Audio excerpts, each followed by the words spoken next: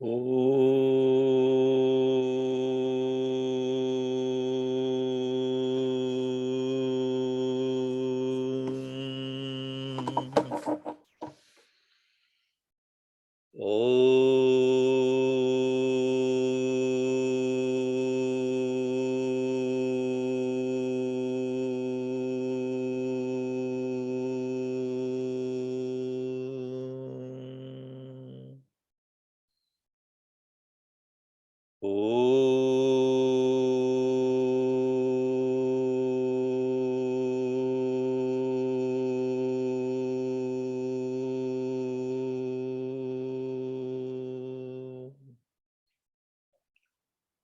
Om Sahana Bhavatu Sahano Bhunaktu Sahaviryam Karavavahai Tejasvinavaditamastu ma vidvishavahai.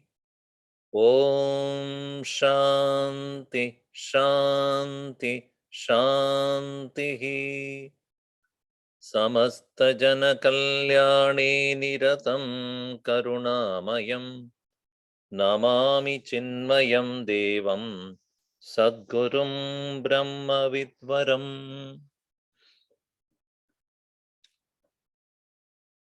We are in the last part of the 17th chapter,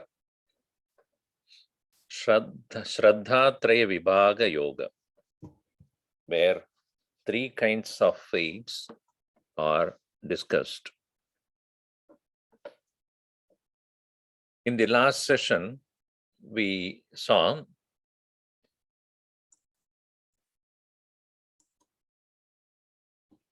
broadly speaking, every action, whether it is personal life, professional life, social life, or religious, they can be categorized with respect to the motive or intention. Just by merely judging by action, we will not understand how it will benefit us for our spiritual growth.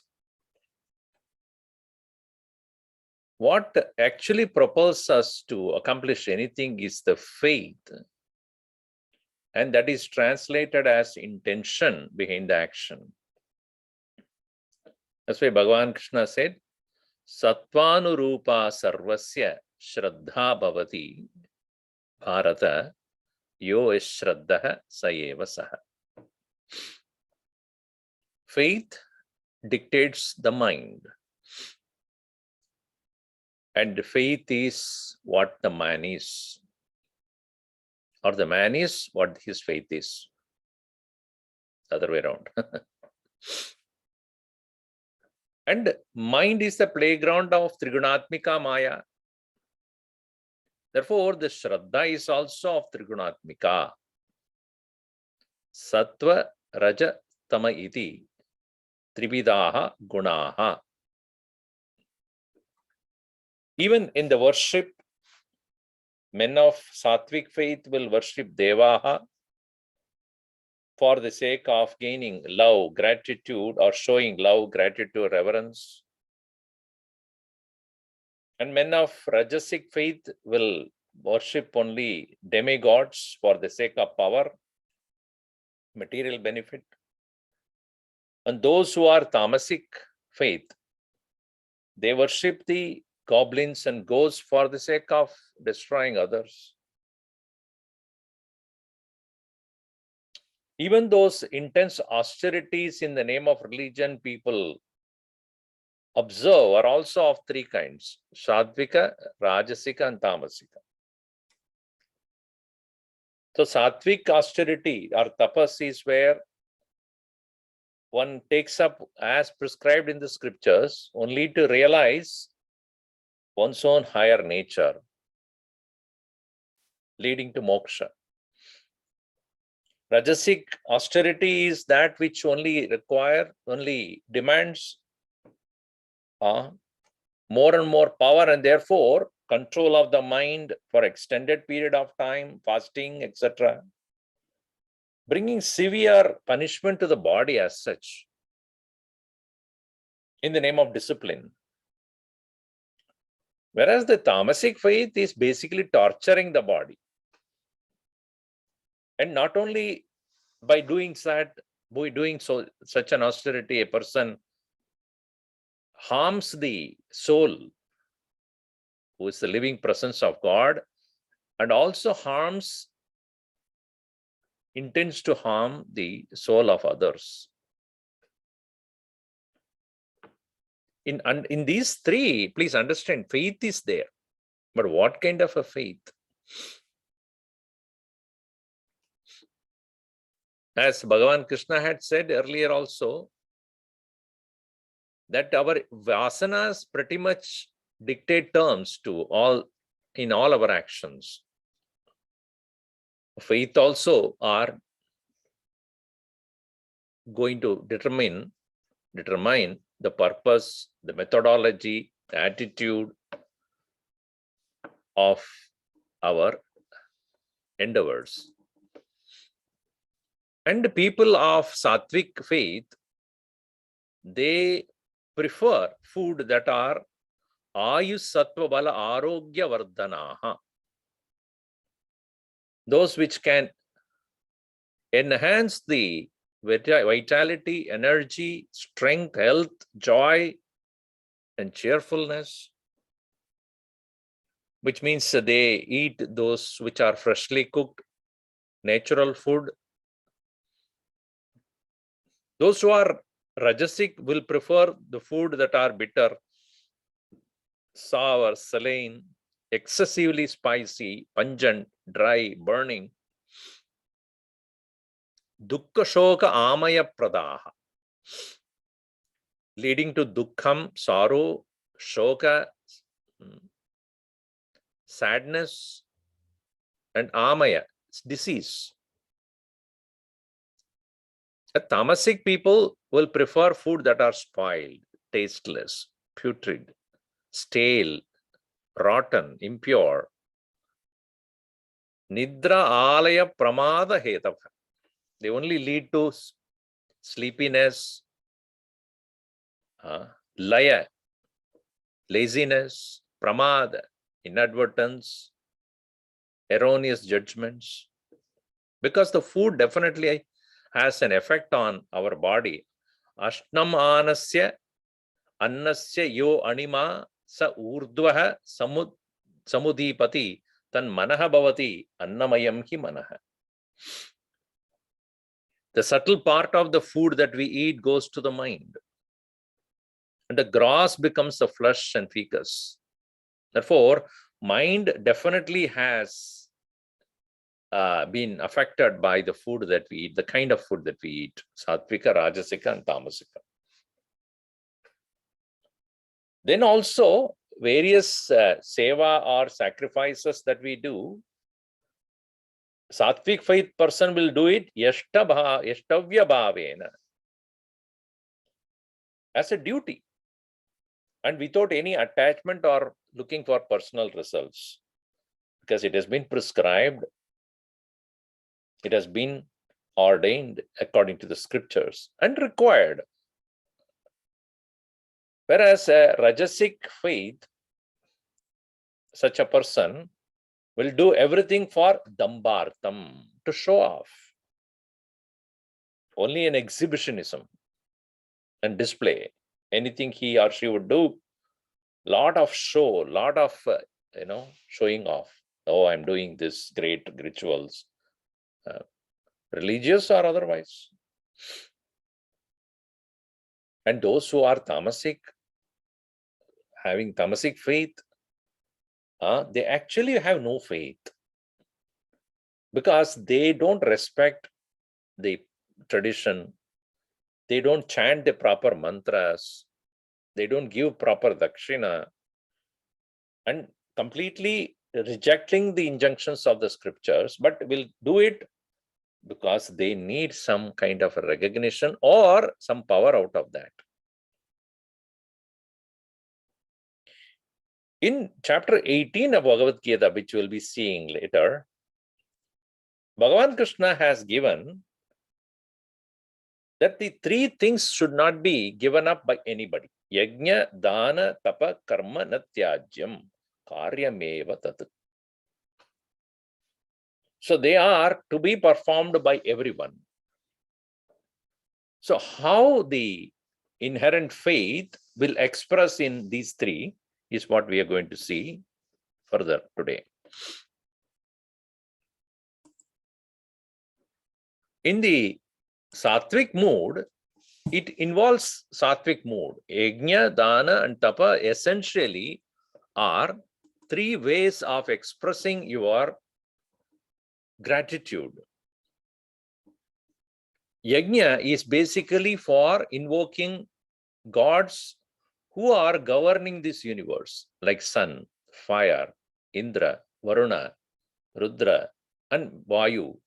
Many other devatas, according to the Vedic literature, they are to be shown the gratitude for what they have given, and in turn, what a person gets is only punya, to gain swarga.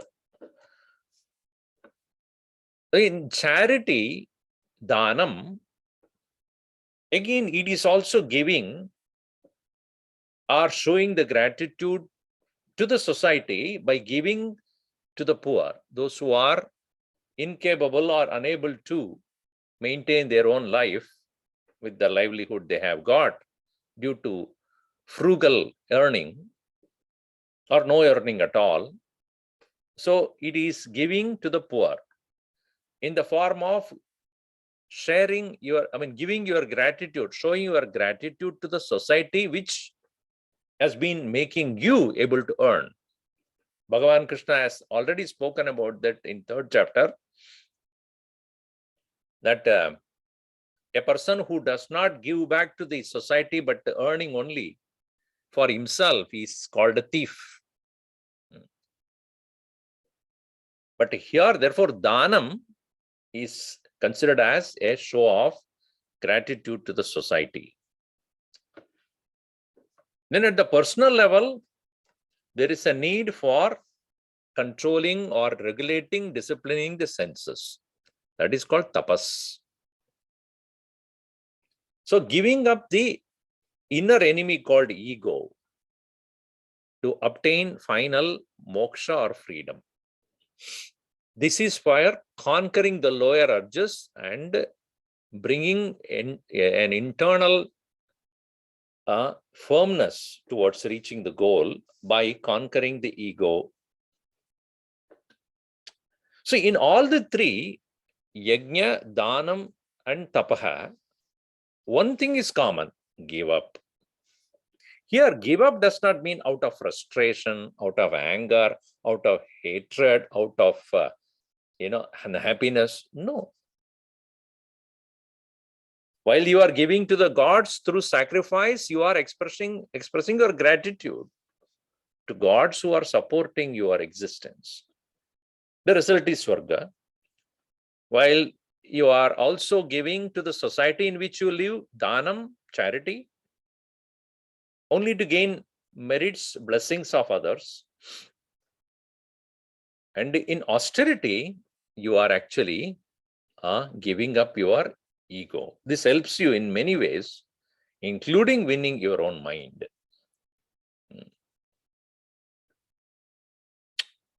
So in this tapas, there are three kinds of tapas Bhagavan Krishna speaks about. First one is kaya tapas, meaning bodily austerity. What are the bodily austerities one should do? Worship of gods, gurus, and the men of wisdom, but also maintaining purity, honesty, self-mastery, and non-injury. Because all of them are related to the physical body. When we take up to worship of gods as a upasana, there is a personal physical discipline also necessary. Getting up early, washing your body, taking shower, maintaining certain, austerities at the level of the body, and then picking up the flowers and other things for the sake of puja, sitting in one place, chanting the name of the Lord, offering various naivedyas, etc., and also doing the procedures, 16-step procedure. So it brings a physical discipline. That's why Brahmana Maharshi said, Kayavang mana karyamuttamam pujanam japa chintanam kramat. Kaya karyam pujanam. Vakaryam japaha. Manakaryam chintanam. So the karya means kartavyam. To be done. What is to be done? Kayena, by body, pujanam. Vacha kim karyam kartavyam. What is to be done with the speech? Japaha. Manasa, which karyam to be performed? Chintanam. Chintanam, contemplation. So the austerity for personal growth towards gaining moksha has been prescribed for everyone, that take up the physical discipline of chanting the name of the Lord, doing the puja, etc. Somebody asked me this question, Swamiji, by doing puja, what do we gain? Is it not just to praise God? No. God need not be praised by you. He is already more than that. By doing so, you intimately relate yourself to God. And at the same time, your time that you spend with God is a way of detaching yourself from other worldly things. Just like a teenager or a young boy or girl constantly playing video games gets detached from the family. Or a lady watching the TV, all the series, is detached from all relatives. Nobody can come home because she's already constantly watching only TV. So anybody goes there will have no conversation with her because she's engaged, not young aged.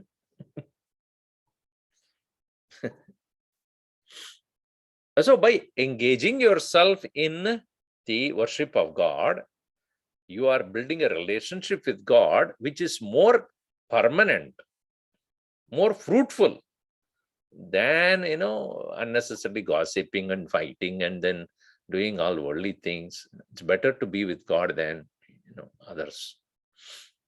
Not that you hate others or anything, but it is an elevated relationship, an exalted relationship.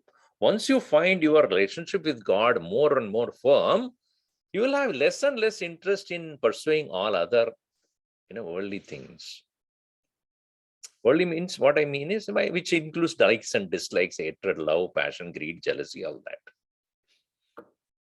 So that is called kaya tapas. Then comes vak tapas, speech. Speaking truthful, pleasant, beneficial, untroubling words and study of scriptures. So it is said, Satyam vada, Priyam vada, Hitam vada. Please speak words that are Satyam, which is truthful. What does it mean? Do not twist the truth according to your convenience. Whatever is heard, whatever is seen, whatever is known, please speak as is. Don't interpret. So that is what is called speaking truth. And also, when you're saying that to anyone or speaking, it should be pleasant. It should not be harsh. It should not be hurting.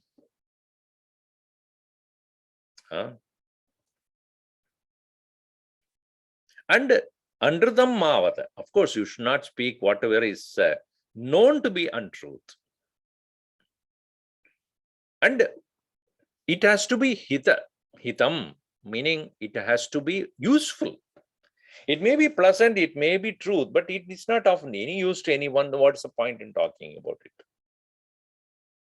It has to be useful to the person who listens to you. First of all, find out whether that person is qualified to listen to what you are saying, and then say it. To the unqualified person, you say even the truthful words, it's of no use. That's why Swami Vivekananda said, if a person is hungry, don't give him lecture. Give him food. By giving him lecture, he's not going to benefit. He will not even listen to you. So give him food. Okay, that's what he needs. And then you speak to him. In the same way, a child is there. Many people ask Swamiji, I want my child to meditate. How old is the child? 3. The 3-year-old, what meditation you are expecting? No, I want to give him that, experience of meditation from 3-year-old onward. What is the need for it? Let the child be child. When it is 10 or 15-year-old, if that fellow is childish, then you are a concern. A 3-year-old has to be child only. Don't expect the child to meditate or anything. So it is necessary for anybody, no doubt, but not for that age, because that child does not have the maturity to understand. It won't even sit in one place. So your speech should be truthful, and it should not be very harsh, pleasant. It should be useful, and it should be untroubling. It does not agitate the person who is listening to you. And in fact, we can understand or we know how to say things by study of scriptures. Swadhyaya. Swadhyaya is when we study the scriptures very clearly, how the gurus, how the ancient masters conveyed the knowledge to the students, how beautifully they imparted that knowledge, how unfolded it slowly for the student to understand. We know how to do that. We will know the methodology of teaching, methodology of conveying, communicating. So that is what is called Vangmaya tapas. Vangmayam tapa uchate anutvekakaram vakyam satyam priyahitam chayat. Swadhyaya abhyasanam chaiva Vangmayam tapa uchate. Then at the level of mind, what is the tapas? Serenity, mana prasada saumyatvam. Serenity, nobility, self-control, purity of attitude, bhava samshuddhirityetat. Practice of silence, maunam also. So serenity means it is definitely our own, it is our own choice to make our mind serene. Still, world will not help you in that. You can run to places of peace, but for a short time only. The serenity that we need to keep is to maintain the inner balance and peace. Nobody else can give it to you. And when we have the nobility in our attitude and proper self-control over the senses and the mind, and also when we have the right attitude, pure attitude towards everything that we do, purity of attitude is called bhava, sadbhava. Now, doing it for the correct purpose at the correct time, and having the right kind of a relationship with people. It is like, you know the fire, that it can cook anything that you want to cook. You can use fire. It can also give heat when it is very cold outside. But unnecessarily putting the hand inside the fire, will it have? What will it do? It will only burn. Similarly, people around us of different kinds. You should know how to handle each one of them. Everybody has got a dark corner or a negative aspect. Not anybody is in this world who is free of defects. But you don't need to rub on that side. You understand? Go on the right side to the correct aspect or correct part of the personality. So then when you tap that right note, the positive note in everybody, you will benefit. That person also will be of great, he will also be, or she will also be benefited by your relationship. If you talk always bad about the person, what is negative in that person, criticize, ridicule, nobody wants to be ridiculed like that. And then what will be his or her attitude towards you? Same. And then will be a lot of tension and anger. Why? because you created that.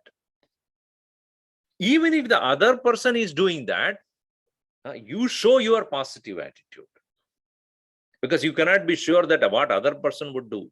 He may be your own brother or sister or father or mother, or a friend or colleague. He also may have his own problem and he will show his negative attitude towards you. But you, on your part, you show your positive side. Thereby, you make that person also turn to that positive aspect of his personality. So the mind needs to be kept in that positive attitude, serenity, nobility, control, etc. This was sadbhava.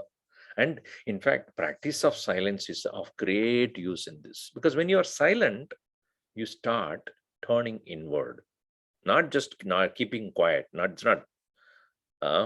Maunam is not just mere physical maunam, not speaking. No, it is not engaging in the mind in unwanted things. And maunam here means to quieten the thoughts and reduce to the minimum and maintain inner emptiness, silence. That helps a lot. You know how? Because when you practice silence, on your own, when you are by yourself, you are even in the midst of many people, you can still be quiet inside. That will help a lot, because unnecessarily we speak a lot. And also, if anybody gives an opinion or other things, you will be able to not to react. If not, non-reaction, no reaction will take place if the mind has already gained inner silence. So these are all three kinds of austerities that are spoken by the Lord: Kaya tapas, Vak tapas, and Manasaha tapaha. Manat tapas, or we can say Chitta Shuddhyartam, for the mind to become clean, pure. Now, when it comes to sacrifice, when it comes to further on to tapas, again, faith comes in. Some people take up tapas as a sattvic endeavor, faithfully practicing without any anxiety for results. This is a common aspect in all the sattvic version of it. When a person has sattvic faith, whether it takes up dhanam, yajna, or tapaha, one thing is very common is that no anxiety for results. And so sattvika tapaha is for doing it faithfully without expecting any kind of, without having anxiety for results. But rajasic one, pretentiously practicing with the intention to gain respect, honor, it is unstable and elusive. It is not permanent. It is temporary, because the expectations are from the world. If the world is absent, then he will stop practicing that also. It is like some people, very religious, put all the chandan, kumkum, this and that, rudrakshamala, this and that. What is that? No doubt, they may have faith, all right, but if nobody is watching, will they do it? If nobody is there, nobody is watching, then what do you do? Bhagavan is watching. Then, if you are doing for Bhagavan, because Bhagavan's presence, you want to go with a certain amount of discipline, then it is understandable. But if you're doing just to get the appreciation and attention of others, then it is rajasic. It is sick. Then tamasic. What is that? Practicing with foolishness and by self-torture, mainly to destroy others. Some people take up a tapas only to torture themselves. Some people take that small, or a big, what do you call it? Then hit themselves on the back and injuring themselves. Blood will come out. Why? What did the body do to you, my dear? Why are you torturing the body? It had not caused any trouble to you. Your mind is troubling, not the body. Tamasic people do all sort of such exhibitionism in the name of religion. They persecute, they kill the animals, persecute their body, destroy others. You have seen in its history, everything is there. If you look back in the history, how in the name of religion, world wars were fought, millions were being destroyed, all in the name of religion. How tragic. Even today it happens, unfortunately. So that is called tamasic faith, tamasic tapa. So when it comes to yajna, so there also, or when it comes to dhanam, okay, dhanam, it is sattvic. What is considered as sattvic dhanam? Considering the charity as a selfless duty, giving for appropriate cause at the right time and place. According to the requirement, you give the dhanam, not because you are forced to give. That's why it is said in Taittiriya Upanishad, Shraddhaya deyam, Ashraddhaya adeyam. Shriya deyam, Kriya deyam, Bhya deyam, Sambhida deyam. Deyam is to be given. Shraddhaya deyam, with faith you give. Ashraddhaya adeyam. If you don't have a faith in the cause, if you don't have faith in the person who is receiving it, then don't give. Shriyadeyam, Bhiyadeyam, Sambhidadeyam, with Hriyadeyam, with joy you give, with understanding you give, with the correct knowledge of why you are giving. And Shriyadeyam, give plenty, do not give a frugal one, plenty. When you want to give, and you know that it is required, it requires this much, and then whatever capacity that you have, you should. So, and at the right time also you should give. You know, it's interesting. Once it so happened, I finished my yajna in a series of talks in one place. I would not say which center it is. So I finished my 1 week pravachan. And usually, at the end of the speech, end of the yajna, it's a tradition in our Chinmaya Mission also that the last day, the organizers come and then thank, and then with the flowers and fruits, etc., they offer the Guru Dakshina. And then to conclude it, complete, it's to be done in the presence of all the people. That's the idea. So in this particular program, nothing of that kind, and I was not very eager to, okay, but that is a tradition usually followed. But they totally forgot or totally, disorganized. They just went home, finally finishing the talk. And I said, okay, fine. Next early morning was my flight. It was in the East Coast.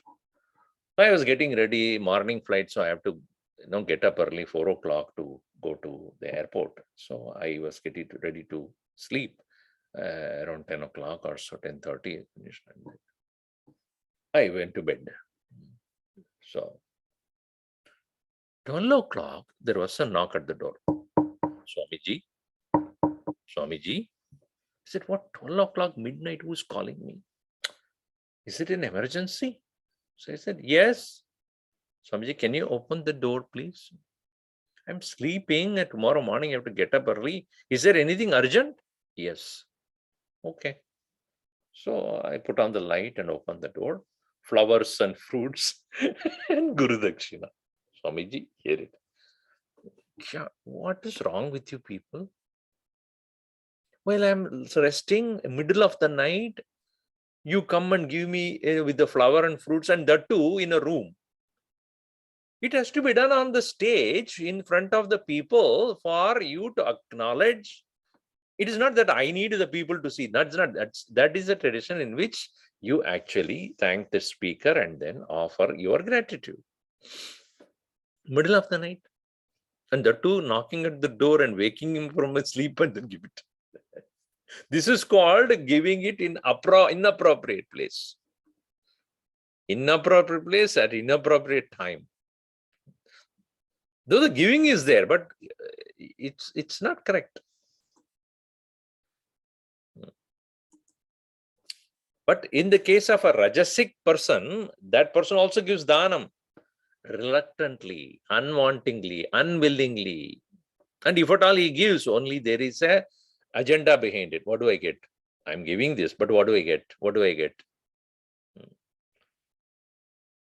That is the nature of a Rajasic person, because he always is a commercial aspect to it. In his attitude, it is always give and take. If I can take without giving, that's better. But what to do in the world, it's always give and take. So therefore, I am giving all right, but what do I take from you? Attitude is always about personal gain. A tamasic person giving in that's what I'm talking about. Giving in inappropriate time and place, an unworthy cause, disrespectfully, insulting the receiver. See, that is what Nachiketa's father was doing. Viraja Homa he performed, and he was supposed to give healthy cows to the Brahmanas. But what was he doing?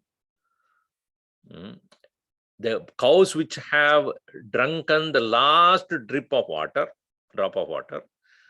and they can no more eat any more grass because they are so emaciated and weak, and all the milk from their body is already taken out. Such kind of cows he was giving to the Brahmanas. Looking at this, Nachiketa got so upset. He said, Daddy, what you are doing is so wrong. According to the scriptures, you should give up everything. But whereas you are giving the old dilapidated cows and all other good, healthy ones, you are keeping it aside from yourself for yourself. And that is not the way it has to be done. That's why he asked, if you are not giving that, whom are you going to give me? Because you are supposed to give everything that you have. He went on asking, who are you going to give me? Who are you going to give me? Finally, that his father said, I'm going to give it to you, and Lord Death, go. He said, Tatastu, I'm going to the Lord, the abode of death.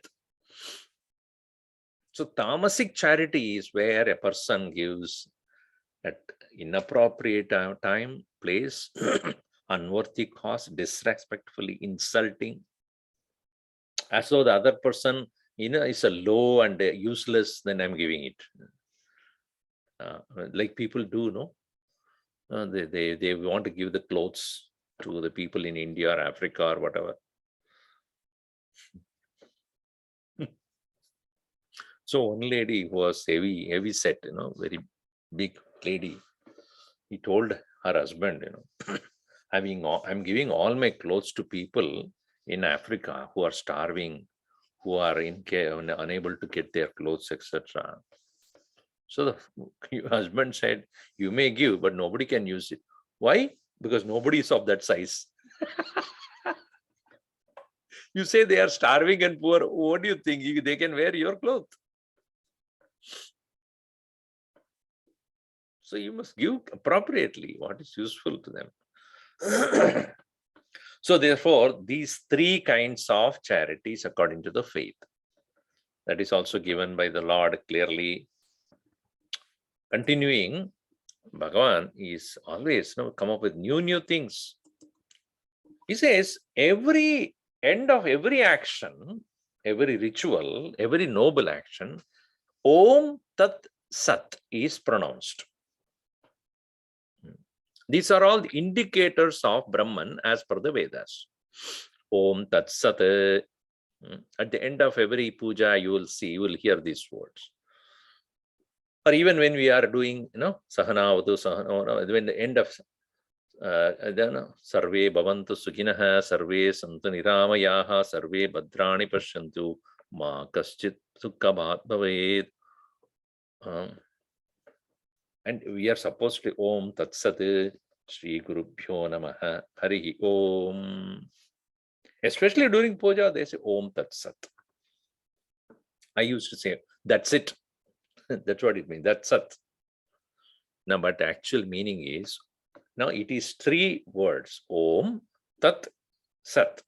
So Bhagavan Krishna explains here that Om in all rituals and sacrifices and charities and austerities are commenced with the utterance of Om by those who engaged in studying and following the disciplines of the Vedas since the ancient times. Because Om is indicators of the absolute truth.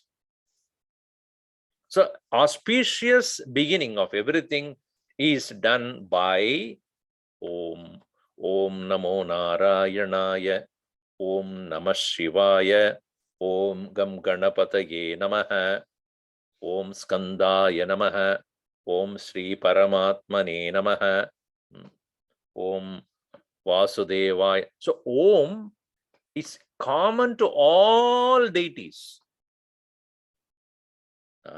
That Om is not any Vaishnava tradition or Shaiva tradition. No, Om is common to all traditions. In Hinduism, that Om is considered as a common invocation, symbol of invocation. So Om is also the word symbol for Brahman, the absolute truth. So the meditators use this to focus on Brahman, only to dissolve the ego and merge in it. So Om is uttered during the rituals and pujas. Om is also used as a support for the meditation. Om iti ekaksharam brahma. Vyavaharan means while uttering. By uttering that, the meditators will engage into deep quietude.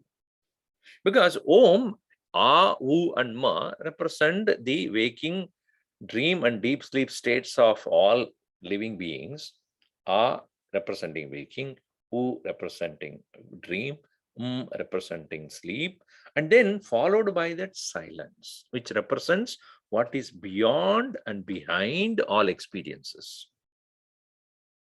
That's why in one of the Upanishads, that is known as Amrita Upanishad, it is said, Swarena sandayet yogam, aswaram bhavayet param, aswarenanu bhavena, bhavo abhava ishyate.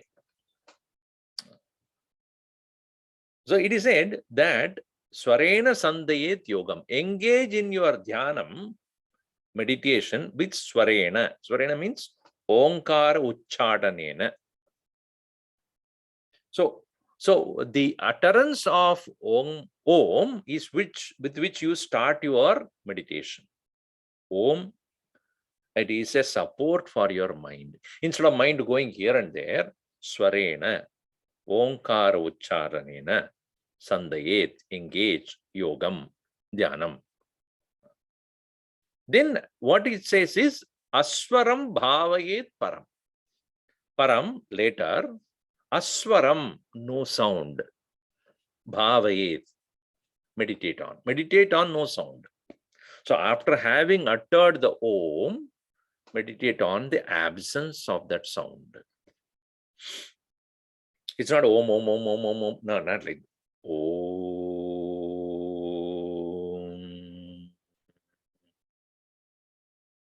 Silence. Aswarena anubhavena. By meditating that on the silence following this utterance of Om, what happens? Bhavaha abhava hishyate. What is earlier as seen as the word is become abhava. It become absent. That earlier experience of the world of things and beings and everything which is happening in your mind become abhava. Or what was earlier abhava, which is unseen, unknown, Paramatma, become bhava. So both ways is good. Bhavaha abhava ishyate, abhavaha bhava ishyate. Meaning what was unknown becomes known, what was known becomes unknown. So Om has that power because it's a great support for the meditators. So, but in this context, Bhagavan Krishna says Om is uttered as an auspicious beginning of all religious and spiritual endeavors. Now the word Tat. So Tat is basically, again, the very meaning of it is utterance of the Tat is on all rituals performed by those who seek liberation. Because since the meaning of the word Tat is that, meaning is to indicate that all results belong to only to the highest Brahman. Tat is that which is highest, supreme, and as though it is beyond us. Whenever we say that, we are physically, spatially, temporally also, we are indicating something which is far away. Oh, that day I came to know that you are not coming. So that day. And that evening, I had a good time. So that you are representing, or I mean, you are talking about something which is not now. Oh, that guy. Oh, I know that. So that person is not in front of you.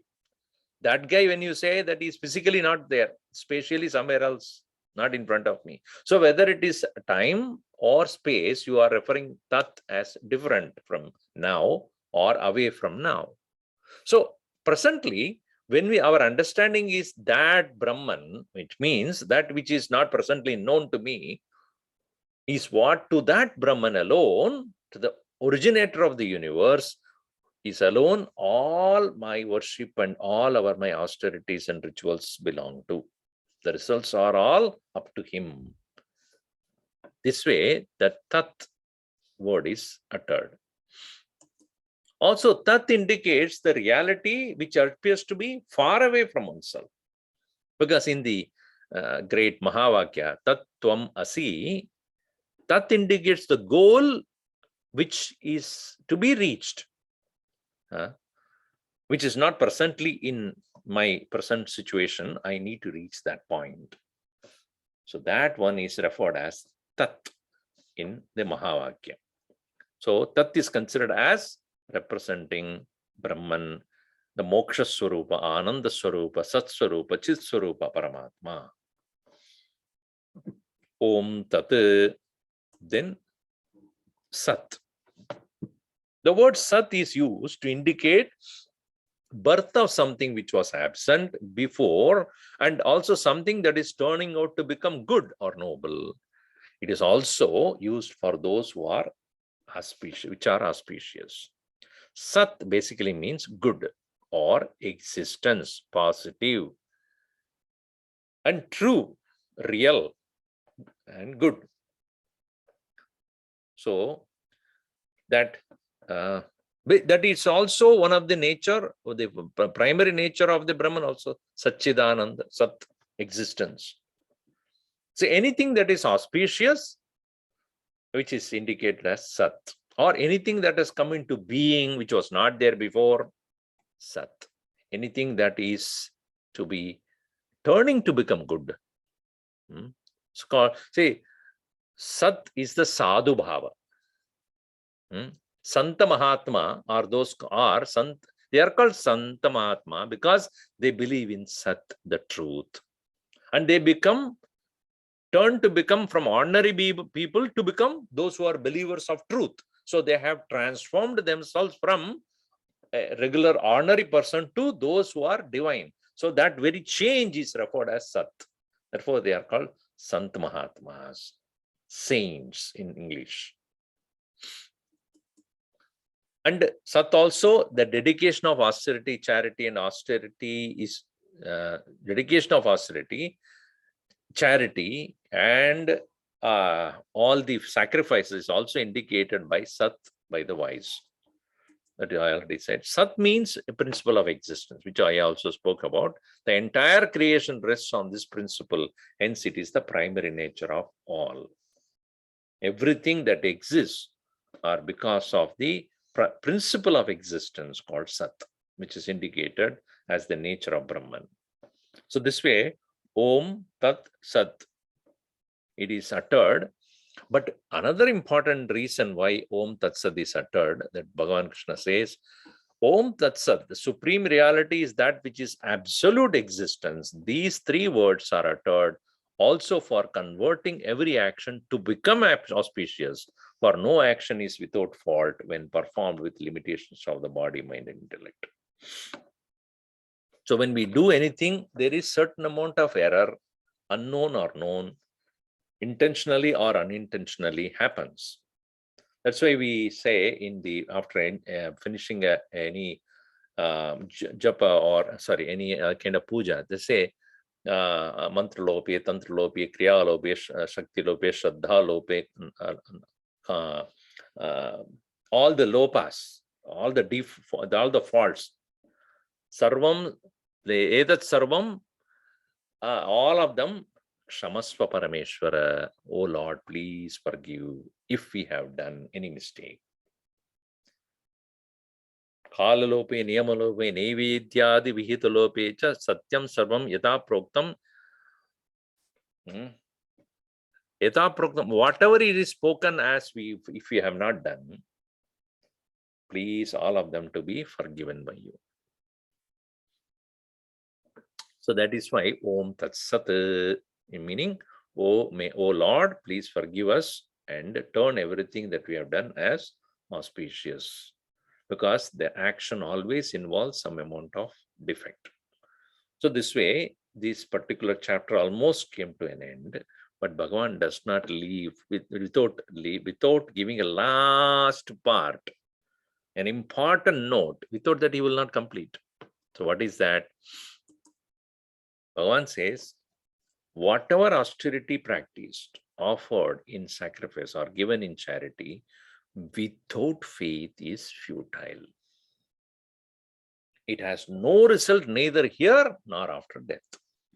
Anything that you do without Shraddha, Shraddha Rahita Dhyanam, Shraddha Rahita Karma, Shraddha Rahita Dhanam, Shraddha Rahita Tapaha, Yajnaha Sarvam Vyartam. Na phalam prapyate tasmat. Iha or paraloke. Neither here nor in other world, there is no real result out of this. So faith is extremely essential. Even in this world of transactional world also, anything that we do we must have certain faith that I'm doing it and with the hope and belief that good will happen. Without that, actions will not have that flavor of dedication. So I have just put it as an acronym here. Faith is firmness of conviction in all spiritual pursuits. That is called F, firmness in conviction, firmness of conviction. So what you're doing, you must have the conviction that this is the right thing to do. Without that, doubtfully, hesitatingly, half-heartedly, when you do it, that is not the expression of faith. So take time, but convince yourself and then do it. Just because somebody told you to do, or because you have to do it, because you do not want, but you have to do it.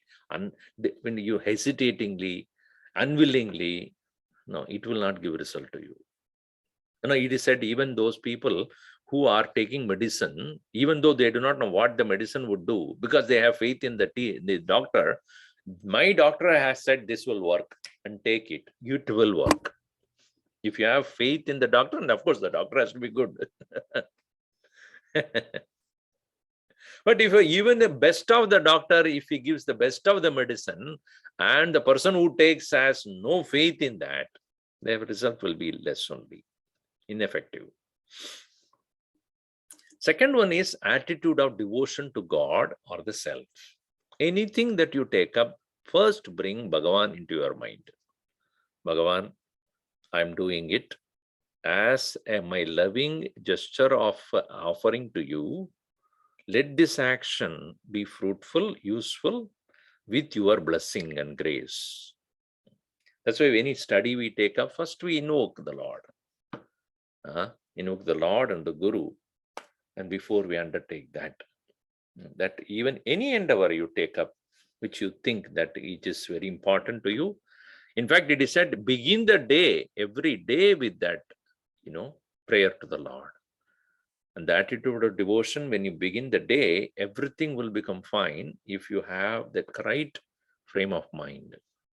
So the attitude of devotion is also essential as a part of your faith. Then the inspiration, sustained enthusiasm, that is necessary. Some people have faith in the beginning, and right in the middle of the things, they will suddenly lose it. Yeah, I thought it will work, but I'm losing faith. Don't they say that? I have lost faith on the way. It is like when you are climbing, to go to Kedarnath or Badrinath, all enthusiasm, get up and then, all I have trained myself to go and then all that. In the middle of the way, I think I need a pony. I need a horse because I cannot. With all the training, all the various disciplines do you lose faith in yourself? People who are studying for some particular thing also, so when they come to spiritual classes, I have always seen that. First day, there will be so many people, enthusiastic. Second day, little less. Third day, fourth day, fifth day, sixth day, only the speaker and few other people in front of. Why? Sustained enthusiasm is not there. In any activity, what keeps the person keep going is the inspiration that he or she derives within oneself, with the guidance of the people around or the gurus. That enthusiasm is important, inspiration. That's the third aspect of it. The fourth one is being truthful to the purpose. Be aware of why I am doing it. Why am I doing it? First ask this question. Any action, understand the purpose. I always say 4 things are important, which I have spoken about in the beginning of the YuvaGita session. What, why, when, how. What am I going to do? Why am I doing? How am I doing? When am I doing? Like, for example, if I have to eat, why am I eating? Tell me. I'm hungry. Body needs food. Okay. The next question. What am I eating? Ice cream. Ice cream is not food. Or Coke. Coke is not a food. The body needs food, not entertainment. So you give the food. So what am I eating? Why am I eating? I'm hungry. All right, understood. What am I eating? Food. That is giving physical energy, sustained, life, and it gives me enough strength. Okay. Third one is, how am I eating? With a cheerful mind, or one burger in my hand, one bite, and then work here, computer, looking at the screen, looking at the TV, and these things, and then again another bite. That means you are not paying attention, and in the process you eat more. When you sit down only for eating, nothing else, you eat consciously, you eat mindfully, you eat only that the extent required. If you are doing something else and eating, you will be eating more, and you will eat unwanted things. You don't even realize that. It's like watching a movie and eating popcorn. You don't even know that it's going on and on because you are excited about the movie, and popcorn keeps going, and the whole pack is gone and destroyed your stomach forever. So you have to be, how am I doing the work? How am I doing that action? Mindfully or mindlessly? The fourth one is when. Is it the appropriate time to do this? Is it the right time to engage in this action? Suddenly we get in the middle of the night some idea, get up in the night without sleeping and then going and working on that. You have lost, it's not the correct time to do it.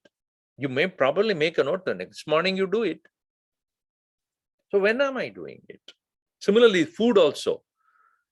Whenever you are hungry, if you start eating, you will never be able to reduce your weight. If your weight is because of unnecessary eating. And nowadays they say, whenever you are hungry, you should eat. No, it is not right. Most of our hunger is psychological. It's not physical. But does the body demand ice cream or rasgulla? It's a mind. So when am I eating? Appropriate time, when it is necessary only, not unnecessarily. Similarly, all actions, when necessary, it is to be done, engage that. And properly giving mindful attention to it. So that's why truthful to the purpose in all endeavors.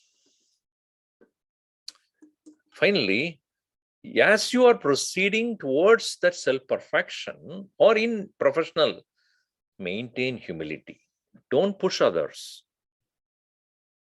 Because your faith includes reducing your self-importance.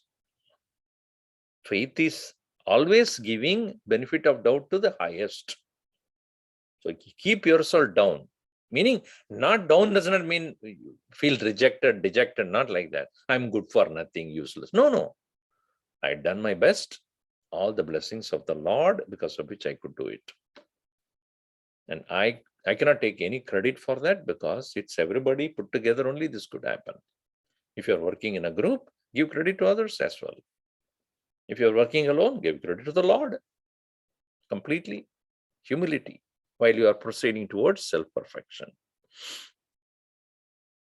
See, this faith is a very important ingredient. And that's what Krishna again and again points out. And faith only needs heart, not evidence. That's a very important thing to understand. The heart, the love, the dedication to the Lord, show of gratitude. And that brings the faith very firm in our heart. And that's what Bhagavan Krishna says, do everything with faith. If you don't do it with faith, it has no result. Om Sarve Bhavantu Sukhinah, Sarve Santu Niramayaha, Sarve Bhadrani Pashyantu, Ma Kasid Dukkha Bhavet. Om Shanti Shanti Shanti. Harihi Om Sri Gurubhyo Namaha. Harihi Om.